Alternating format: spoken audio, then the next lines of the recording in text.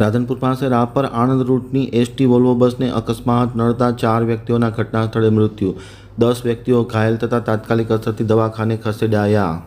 રાધનપુરથી મારા પ્રતિનિધિ જગદીશ પંચાલનો એક વિસ્તૃત અહેવાલ। રાધનપુર એક્સિડન્ટની ઘટનામાં 4ના મોત અને 10 લોકોને ઈજા થતાં તાત્કાલિક અસરથી 108 એમ્બ્યુલન્સની મદદથી સારવાર માટે દવાખાને ખસેડવામાં આવે છે। ગઈ રાત્રિના એસટી બસ અને ટ્રક વચ્ચે અકસ્માત સર્જાયો હતો। રાપર આણંદ રૂટની વોલ્વો એક બસને એક્સિડન્ટ થયો હતો। રાપર શમી વચ્ચે ખારિયાના પુલ ઉપર આ ઘટના બનવા પામી હતી। તાત્કાલિક અસરથી રાધનપુર પોલીસ અને સેવાભાવી લોકો એમ્બ્યુલન્સ સાથે ઘટના સ્થળે પહોંચી ગયા હતા અને બચાવની કામગીરી હાથ ધરવામાં આવી છે। અકસ્માતમાં ઠાકર કનોજી શંકરજી ઉંમર વર્ષ 41 જે બસના ડ્રાઈવર છે, ગામ સુંઢિયા, તાલુકો વડનગર, મહેસાણા।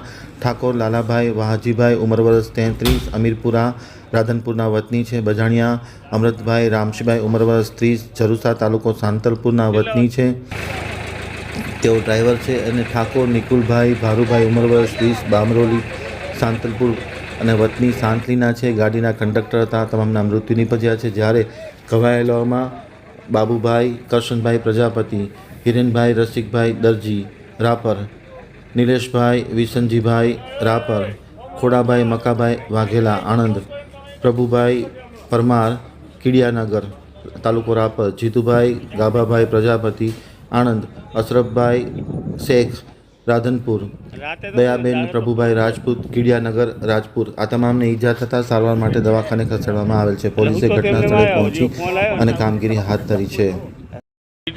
જવાબદારી ગામની જવાબદારી નહીં।